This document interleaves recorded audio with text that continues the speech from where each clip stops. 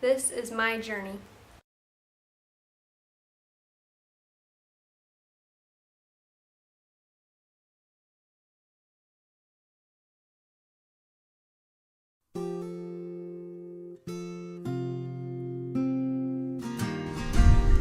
Now this is better. So have you had a chance to think a bit about some of the things causing your stress?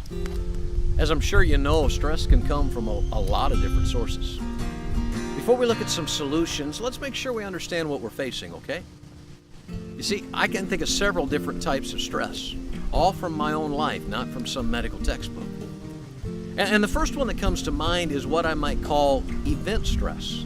You know, event stress is the increased pressure brought on by some event, some short-term need to increase the intensity of your life. You've probably had a lot of those moments. Maybe it's a critical project on the job or a major exam at school. Event stress could also be there when your mother-in-law comes to visit for a week. Okay, sorry, it's not something you want to think about, so we won't go there.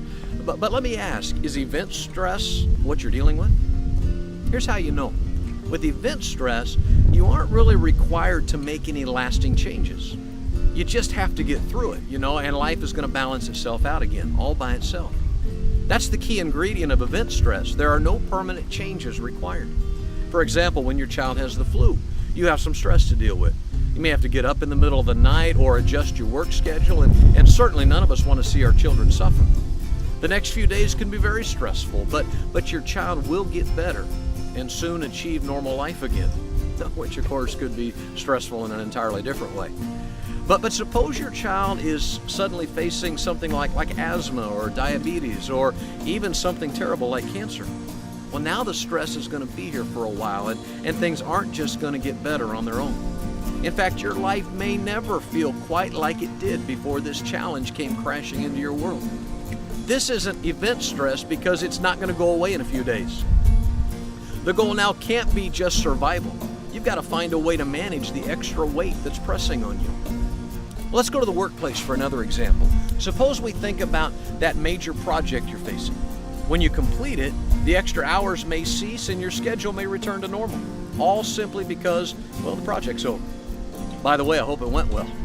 But what if one project turns into another and your record of success brings more and more expectations? Maybe you're just fooling yourself by thinking these stressful days are going to pass. Maybe you can't just think of this as event stress because realistically, things aren't going to go back to where they were. Fact is, you're going to have to do more than just wait for the day when things settle down because, well, they probably aren't going to. Even if you're promising that to a family member that's worried about you, this stress is probably here to stay. Because you see, with event stress, the pressure is short-term and the challenge will pass soon enough. And if this is the kind of stress you're facing, let me encourage you to give your best and then look forward to life a few days from now when the moment's going to pass. Oh, and there's more I'd recommend to you, and we'll talk about that later. But it would be great if event stress was all you're going to face, since probably it's the easiest to endure. But the truth is that event stress makes up only a small portion of the stress that can come crashing into your life. In part 3, we're going to talk about stress that's much harder to face, the kind that requires some serious adjusting. Hope you'll join me again then.